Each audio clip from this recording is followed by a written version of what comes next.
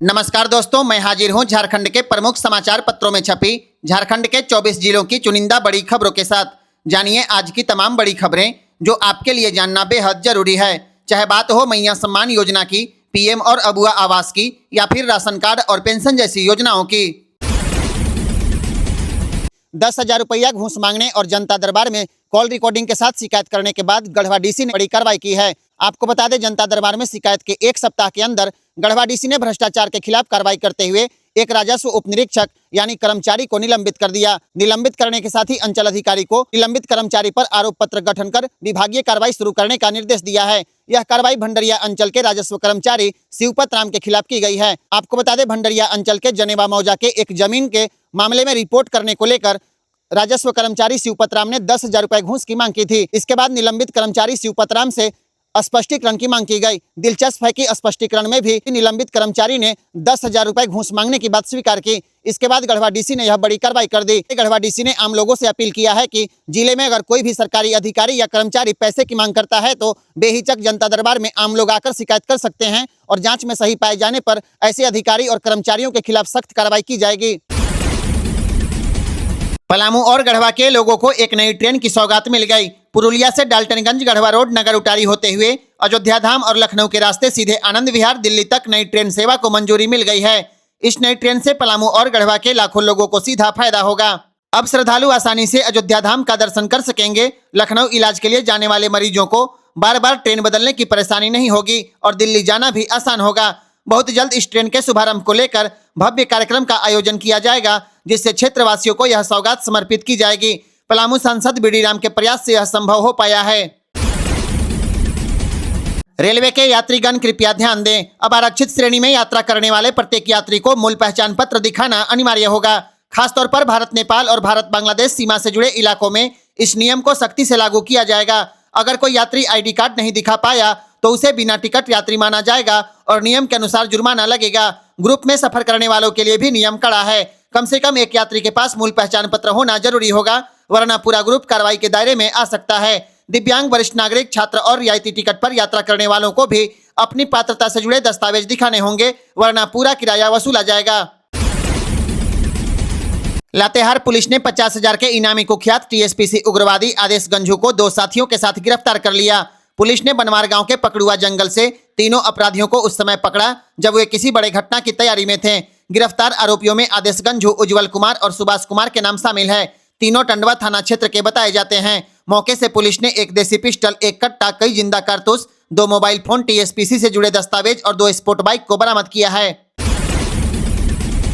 गढ़वा जिला उपभोक्ता आयोग ने एक बड़ा फैसला दिया है। गोलू मशीनरी एंड ऑटोमोबाइल के प्रोपराइटर सुधाकर दुबे को 45 दिनों के भीतर भुक्तभोगी अरविंद कुमार को 7,91,800 रुपए चेक के माध्यम से लौटाने का आदेश दिया है। अगर तय समय में भुगतान नहीं हुआ तो पूरी राशि पर 10% सालाना ब्याज भी देना होगा। मामला PM-FME योजना से जुड़ा है, जहां कुरकुरे मशीन लगाने के लिए अरविंद कुमार ने आवेदन किया था।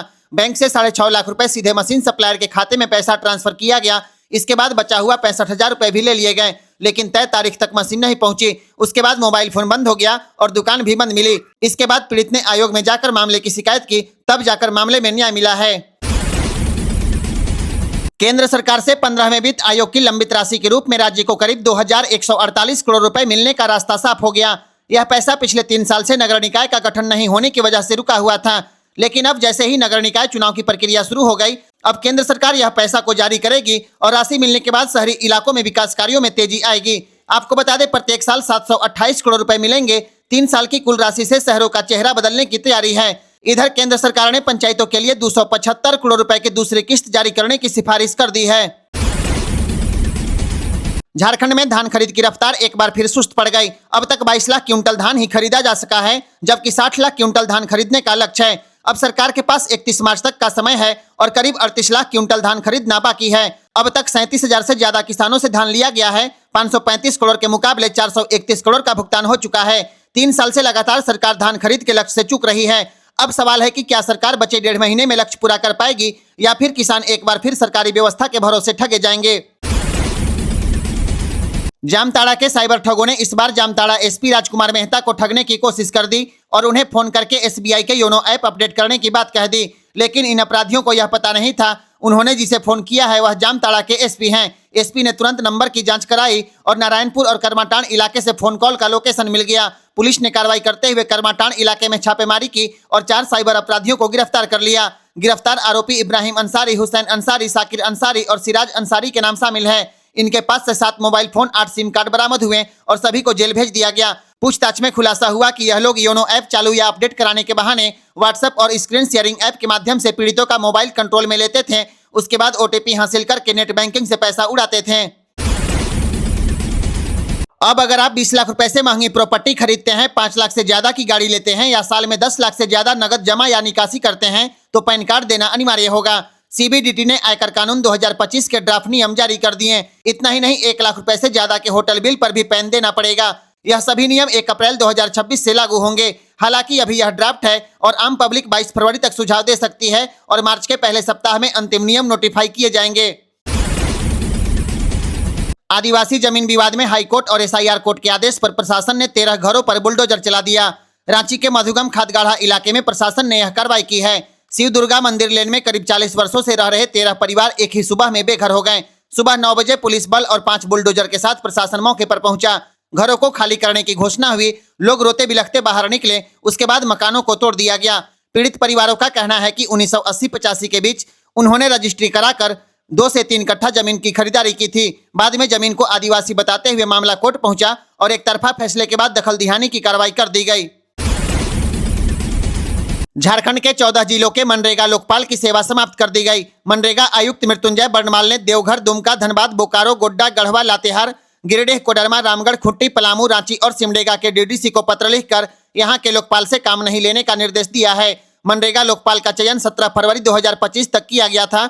8 फरवरी 2026 तक सेवा विस्तार भी दिया गया, लेकिन अब इनकी सेवा समाप्त हो गई। चतरा जिले में बोरी में भरकर बच्चा चोरी का प्रयास फेल हो गया। पीपरवार थाना क्षेत्र के बचरा गांव में 3 अपराधी 2 साल की बच्ची सीता कुमारी को बोरी में भरकर ले जाने की कोशिश कर रहे थे। मंगलवार सुबह करीब 9:30 बजे शौच के लिए जा रही रिंकी देवी की नजर झाड़ियों में हलचल पर पड़ी। उन्होंने शोर मचाया। अपराधियों ने लड़की को फेंका और बच्चा चोर बोरा छोड़कर मौके से फरार हो गए। शोर सुनकर परिजन पहुंचे। जब बोरा खोला गया तो हाथ पैर बंधी, मुंह में कपड़ा ठूंसी बच्ची सीता को सकुशल बाहर निकाल लिया गया। बच्ची की मां सुनीता देवी ने बताया, सिर्फ 10 मिनट पहले बच्ची को बाइक पर बैठाकर घर के अंदर गई थी। इसी बीच अपराधियों ने उठा लिया। सूचना मिलने के बाद पुलिस पहुंची। ग्रामीणों ने जंगल में तलाशी भी की, लेकिन आरोपी भाग चुके थे। एक महिला की हिम्मत के चलते आज एक मासूम की जान बच गई। निकाय चुनाव को देखते हुए जैक ने परीक्षा की तारीख में बदलाव कर दिया है। अब 23 फरवरी को होने वाली इंटरमीडिएट की परीक्षा 24 फरवरी को ली जाएगी। कक्षा 11वीं की परीक्षा 25, 26 और 28 फरवरी को होगी। मतगणना के कारण कक्षा 8वीं की परीक्षा अब 2 मार्च को 2 पालियों में कराई जाएगी। इसके अलावा कक्षा 9वीं की परीक्षा 6 और 7 मार्च को आयोजित की जाएगी।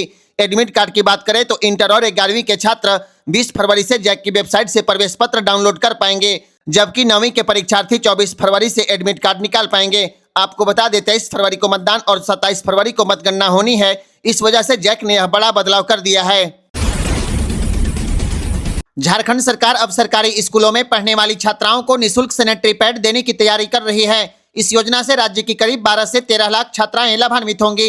यह कदम सुप्रीम कोर्ट के निर्देश के बाद उठाया जा रहा है। सरकार नए बजट में इसके लिए राशि का प्रावधान करेगी और अगले शैक्षणिक सत्र से योजना शुरू करने की तैयारी है।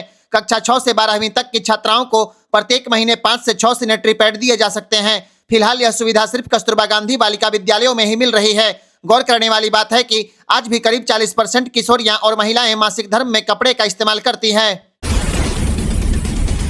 झारखंड में आम लोग गरीबी की मार झेल रहे हैं और झारखंड कैडर के आईपीएस अधिकारियों की अचल संपत्ति बढ़ रही है। केंद्रीय गृह मंत्रालय को सौंपी गई रिपोर्ट के मुताबिक झारखंड कैडर के 10 आईपीएस अधिकारियों ने नई जमीन या फ्लैट खरीदे हैं। इनमें अनिल पाल्टा, आशीष बत्रा, अजय लिंडा, अश्विनी कुमार, शैलेंद्र प्रसाद वर्णमाल, आनंद प्रकाश, पूज्य प्रकाश, राजकुमार मेहता, सहदेव साव और सौरभ शामिल हैं। सबसे महंगी खरीदारी आईजी आशीष बत्रा की रही, जिन्होंने पंजाब में करीब 4 करोड़ 33 लाख रुपए का प्लॉट लिया है। अजय लिंडा, आनंद प्रकाश और शैलेंद्र वर्णमाल समेत कई अफसरों ने रांची और आसपास के इलाकों में जमीन और फ्लैट खरीदारी की है। हालांकि अब भी 8 आईपीएस अधिकारियों का विवरण लंबित है, जिसे जल्द जमा करने को कहा गया है। आपको बता दें, सरकारी नियम के तहत प्रत्येक अधिकारी को प्रत्येक साल अपनी संपत्ति की जानकारी देना अनिवार्य होता है। रांची से लोहरदगा, टोरी, डाल्टनगंज, डेहरी ऑन सोन, वाराणसी, अयोध्या धाम, बरेली और हरिद्वार होते हुए ऋषिकेश तक नई रेल सेवा शुरू की जाएगी। इसे लेकर झारखंड के राज्यपाल संतोष कुमार गंगवार ने केंद्रीय रेल मंत्री अश्विनी वैष्णव को पत्र लिखा है। इसके अलावा धनबाद कोयम्बटूर प्रस्तावित अमृत भारत एक्सप्रेस को बोकारो, स्टील सिटी, मोरी, रांची और राउरकेला होते हुए चलाने की मांग की गई है। यह मांग दक्षिण पूर्व रेलवे के ZRUCC मेंबर अरुण जोशी ने की है। वैष्णो देवी जाने वाले श्रद्धालुओं के लिए एक बड़ा फैसला लिया गया है। अब माता वैष्णो देवी जाने वाले हर भक्त का दुर्घटना बीमा कवर 5 लाख रुपए से बढ़ाकर 10 लाख रुपए कर दिया गया। यह फैसला जम्मू कश्मीर के उपराज्यपाल मनोज सिन्हा की अध्यक्षता में हुई बोर्ड की बैठक में लिया गया। इसके साथ ही माता वैष्णो देवी को अंतर्राष्ट्रीय आध्यात्मिक केंद्र बनाने की दिशा में 3 नई परियोजनाओं को मंजूरी दी गई है, जिसमें एक international museum, light and sound show और माता वैष्णो देवी पर डॉक्यूमेंट्री शामिल है। इतना ही नहीं, साझी छत से भवन तक का रास्ता चौड़ा किया जाएगा और हेलीकॉप्टर सेवा भी बढ़ेगी। यानी अब श्रद्धालुओं को ज्यादा सुरक्षा, बेहतर सुविधा और नया आध्यात्मिक अनुभव मिलेगा।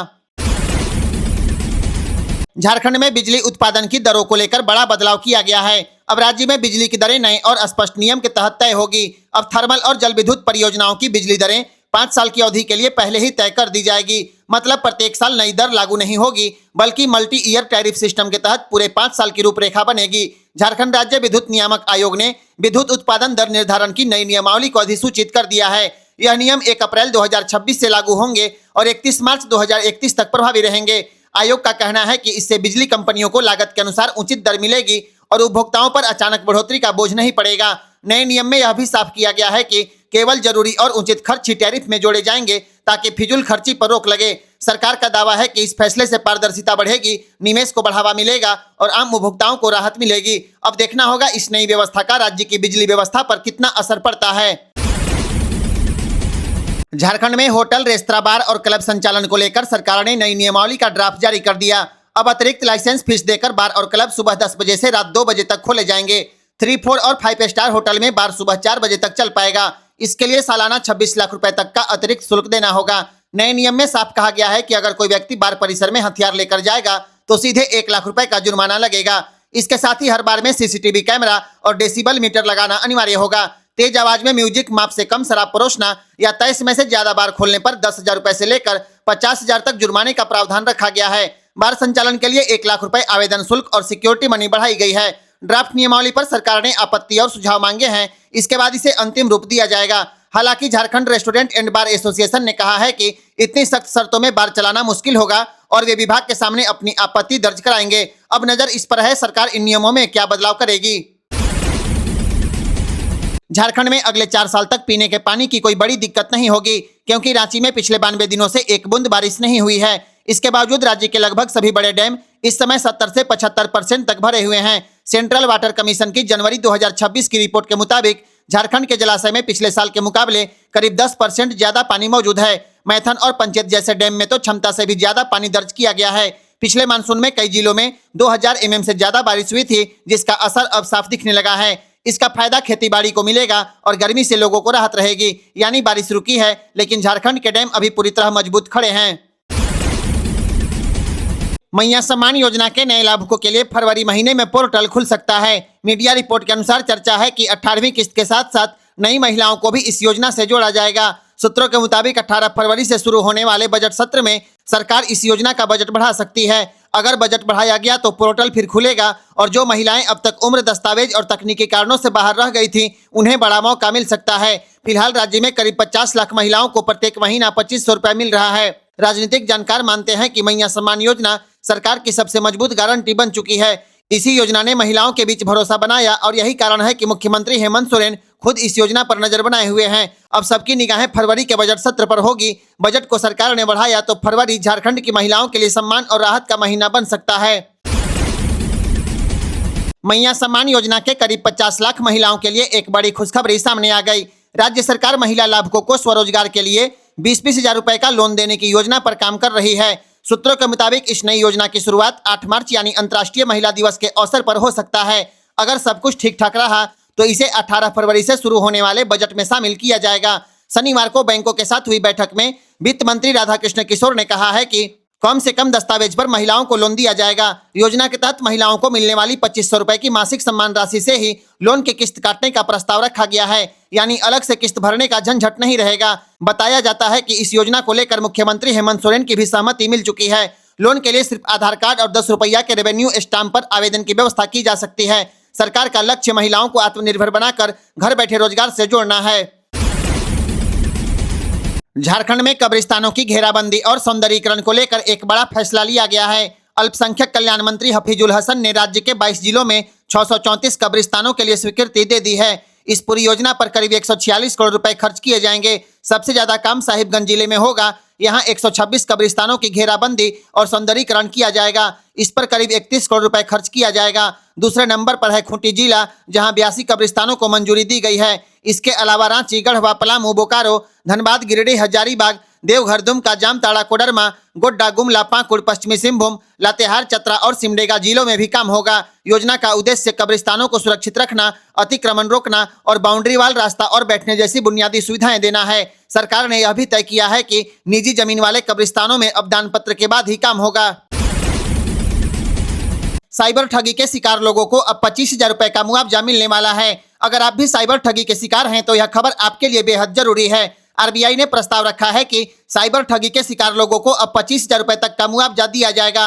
आरबीआई गवर्नर संजय मल्होत्रा ने बताया है कि अगर कोई ग्राहक गलती से ओटीपी शेयर कर देता है तब भी उसे राहत दी जाएगी। नए नियम के मुताबिक पीड़ित को बिना सवाल किए ठगी गई रकम का 85% वापस मिलेगा। इसमें अधिकतम 25,000 रुपए तक का मुआवजा राशि दिया जाएगा। इसमें 15% नुकसान ग्राहक को उठाना पड़ेगा, 15% बैंक देगा और बाकी 70% की राशि आरबीआई चुकाएगा। यह पैसा डिपॉजिटर एजुकेशन फंड से दिया जाएगा। इसके साथ ही आरबीआई गलत प्रोडक्ट बिक्री, कर्ज वसूली एजेंट और ऑनलाइन ट्रांजैक्शन सुरक्षा को लेकर 3 नए नियम लाने वाला है। मतलब साफ है, अब साइबर ठगी के मामलों में ग्राहकों को जल्दी और सीधी राहत मिलने वाली है। इस वीडियो को शेयर कर दीजिए ताकि देश के हर लोगों तक यह जानकारी पहुंच सके और इसी तरह की आम लोगों से जुड़ी खबरों के लिए जीपीएल न्यूज को फॉलो करिए। गढ़वा, पलामू, लातेहार, लोहरदगा और रांची के रेल यात्रियों के लिए एक जरूरी खबर सामने आ गई। राजधानी समेत कुल 10 ट्रेनों के रूट में बदलाव किया गया है। ट्रेनों की समय सारणी भी बदली गई है और हटिया साकी पैसेंजर को रद्द कर दिया गया। रांची लोहरदगा टोरी रेलखंड में कोयल नदी पर पुल मरम्मत के कारण भारतीय रेलवे ने रूट में बदलाव किया है। नई दिल्ली रांची राजधानी एक्सप्रेस और रांची नई दिल्ली राजधानी एक्सप्रेस टोरी लोहरदगा रांची की जगह टोरी बरकाकाना, मेसरा, टाटीसिलवे होकर रांची आएगी और जाएगी। यह बदलाव फरवरी से मार्च के बीच अलग अलग तारीखों में लागू रहेगा। इसके अलावा चौपन रांची, रांची चौपन, सासाराम रांची और रांची सासाराम एक्सप्रेस भी बदले मार्ग से चलेगी। लोहरदगा टोरी पैसेंजर की समय सारणी भी 8 फरवरी से बदल गई है। हटिया साकी पैसेंजर 8 फरवरी से 7 मार्च तक पूरी तरह रद्द रहेगी। यात्रियों से अपील है कि सफर से पहले अपने ट्रेन की स्थिति जरूर चेक करें और इस वीडियो को शेयर करें ताकि सभी लोगों को इसकी जानकारी मिल सके और जीपीएल न्यूज को फॉलो करें। झारखंड के गांव पंचायतों में अब विकास का काम शुरू होगा। झारखंड के लिए एक अच्छी खबर सामने आ गई। केंद्र सरकार के पंचायती राज मंत्रालय ने 15वें वित्त आयोग की दूसरी किस्त जारी करने की सिफारिश कर दी है। इसके तहत झारखंड को 275 करोड़ 12 लाख रुपए अगले सप्ताह दिए जाएंगे। यह राशि वित्तीय वर्ष 2024-25 की बेसिक ग्रांट का हिस्सा है। मंत्रालय ने बताया है कि राज्य सरकार ने पहली किस्त का सही उपयोग पंचायत गठन, ई ग्राम स्वराज पोर्टल पर योजना अपलोड, ऑडिट और राज्य वित्त आयोग से जुड़ी सभी जरूरी शर्तों को पूरा कर दिया है। पहली किस्त 24 दिसंबर 2025 को मिली थी, जिसे समय पर पंचायतों तक पहुंचा दिया गया था।